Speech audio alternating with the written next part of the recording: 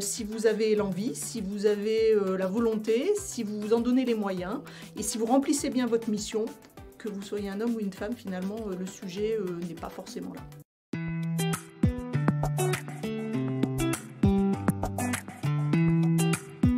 Moi, je suis Karine Lejeune, je commande la gendarmerie de l'Essonne depuis l'été 2018. J'ai 46 ans, on peut encore le dire, je suis mariée, j'ai 2 enfants et ça fait un peu plus de 20 ans que je sers en gendarmerie où j'ai alterné à la fois des postes sur le terrain, comme ici, et la particularité c'est que c'est la 2e fois qu'en tant que gendarme je sers sur le terrain en Essonne, et puis j'ai eu des postes à Paris, à la direction générale de la gendarmerie notamment.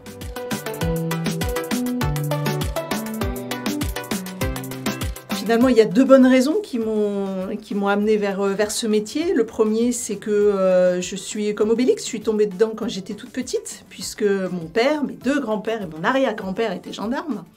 Mais c'était surtout le sens du service public, l'engagement au service des citoyens, de la protection de la population, qui m'ont menée d'abord à faire des études de droit et ensuite de passer le concours d'officier de gendarmerie.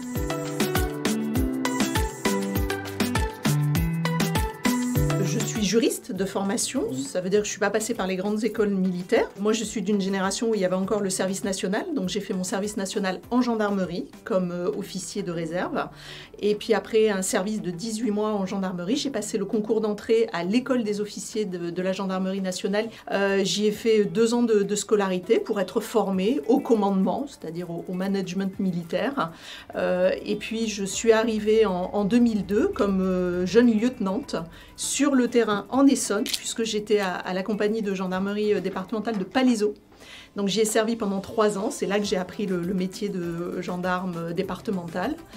Et à l'issue, je suis partie au ministère de l'Intérieur sur une création de structure qui gérait l'aide aux victimes. C'est-à-dire que cette structure mixte police-gendarmerie avait vocation à servir de point d'entrée et de relais pour toutes les associations de victimes ou d'aide aux victimes sur les sujets aussi différents et aussi importants que les violences faites aux femmes, que les disparitions d'enfants, la violence routière, les victimes de terrorisme, etc. Donc on avait vraiment un panel extrêmement large. J'y ai servi pendant 4 ans et j'ai surtout travaillé sur les violences faites aux femmes et notamment les violences conjugales.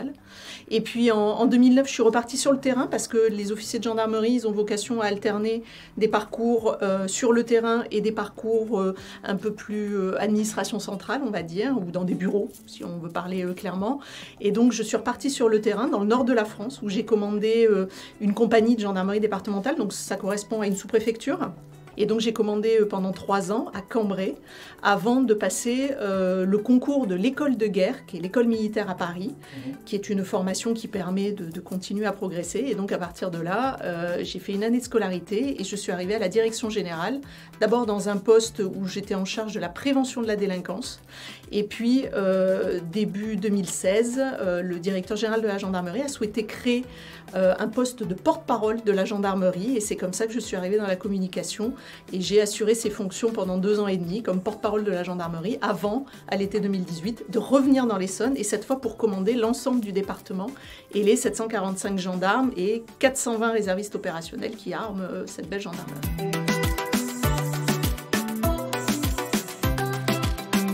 Faut pas avoir de complexe. Moi, j'entends encore beaucoup en 21e siècle que les métiers de sécurité sont des métiers d'hommes. Moi, je ne fais pas un métier d'homme et les 20% de personnel féminin dans la gendarmerie au national ne font pas un métier d'homme. Elles font un métier de sécurité, elles font un métier de protection, elles font un métier au service de la population et elles font un métier d'autorité. En tout cas, quand on commande, on fait valoir son autorité et donc moi, je fais un métier d'autorité, je ne fais pas un métier d'homme. Donc déjà, ce qui est important pour les personnels féminins, c'est d'être bien dans ses baskets et de considérer que on a notre place, toute notre place, et rien que notre place dans la gendarmerie et dans les métiers de sécurité. Donc ça déjà c'est important. Et puis après, bien évidemment, mais c'est valable aussi pour les officiers et les gendarmes masculins, et c'est aussi la volonté de progresser dans la carrière, de prendre des responsabilités, et vraiment de se mettre au service de la collectivité, qu'elle soit vis-à-vis de l'extérieur, c'est-à-dire du public, et puis en interne, parce que le rôle d'un chef, c'est aussi de guider, c'est aussi de faire progresser le collectif, et donc tout ça, ce sont des valeurs qui sont portées, que l'on soit homme ou qu'on soit femme, et donc c'est important de considérer que n'importe qui, à partir du moment où il s'en donne les moyens, est capable de le faire.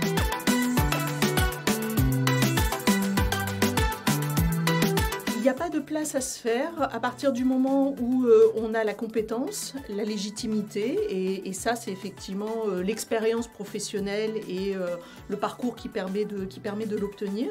Que vous soyez un homme ou une femme, on attend de vous que vous soyez juste, on attend de vous que vous preniez des responsabilités, que vous preniez des décisions qui parfois ne sont pas faciles à prendre, que vous meniez à bien la mission et que vous donniez les moyens aux militaires qui sont sous votre responsabilité d'exercer et de remplir cette mission. Et donc à partir de là, si vous avez l'envie, si vous avez la volonté, si vous vous en donnez les moyens et si vous remplissez bien votre mission, que vous soyez un homme ou une femme, finalement, le sujet n'est pas forcément là.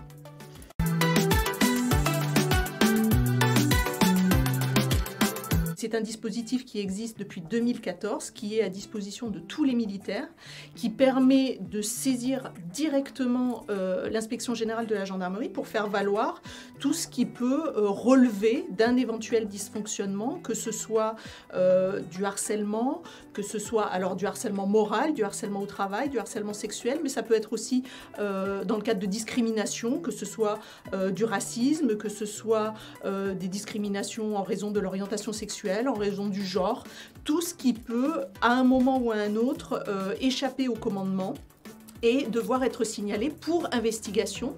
Et ensuite, dans un certain nombre de cas, Stop Discrit permet de prendre les mesures nécessaires, soit administratives et ou judiciaires, parce qu'il y a effectivement un dysfonctionnement.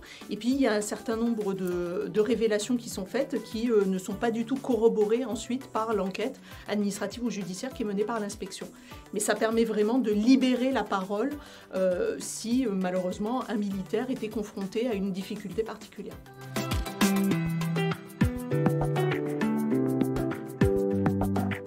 Il y en a beaucoup, mais forcément celle qui reste importante dans le parcours d'un officier de gendarmerie, c'est le commandement. Et c'est vrai qu'avoir eu la chance de commander le groupement de l'Essonne, qui est un département exigeant en termes de sécurité, mais qui est un département passionnant, parce que c'est un département qui est en perpétuelle mutation. Moi, je l'ai connu au début des années 2000, ce département, sur sa partie nord-ouest. Je suis revenue un peu plus de 15 ans après.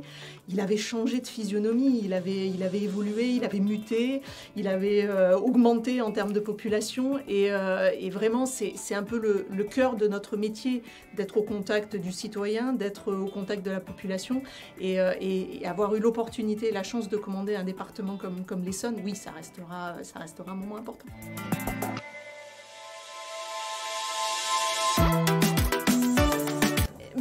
Il faut avoir une organisation au millimètre.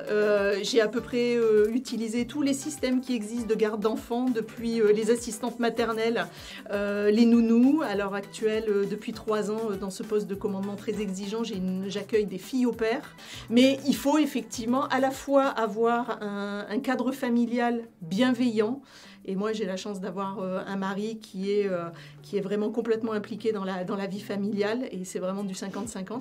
Et puis après, il faut avoir une organisation qui permet d'avoir l'esprit libre pour que les enfants soient bien, qu'ils soient bien accompagnés, mais qu'en même temps, on puisse exercer son activité professionnelle et ses responsabilités sans se poser la question et sans avoir le nez sur la montre en disant « mince, il est 8 heures, qui va s'occuper des enfants ?»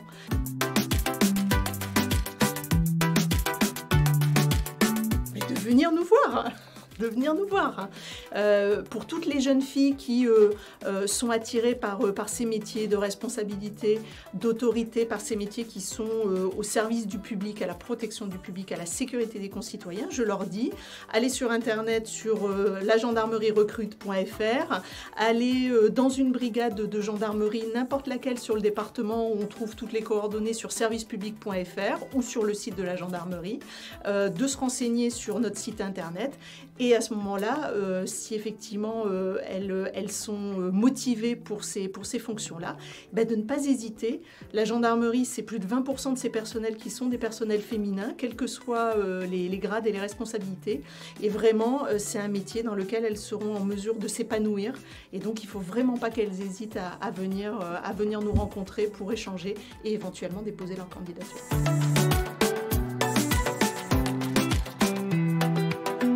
Je pense que je l'aurais interprété de la même manière que lui, parce que, alors, De Funès, c'est un personnage excessif, c'est le gendarme très à l'ancienne. Bon, c'était une autre époque. Il est finalement attachant, ce gendarme, et c'est vrai que finalement Galabru, il s'adapte à ce personnage assez atypique, assez volubile, assez exubérant, mais finalement qui est ce gendarme qui veut bien faire, ce gendarme qui est un peu, voilà, qui vis-à-vis du chef est parfois un peu mielleux, et il faut aller chercher vraiment le trait de caractère qui permettra de tirer le meilleur d'il ou elle. Et effectivement, c'est ce qu'arrive à faire Galabru finalement de façon assez subtile, et je pense que c'est comme ça qu'il fallait faire avec De Funès. Merci beaucoup. Merci à vous.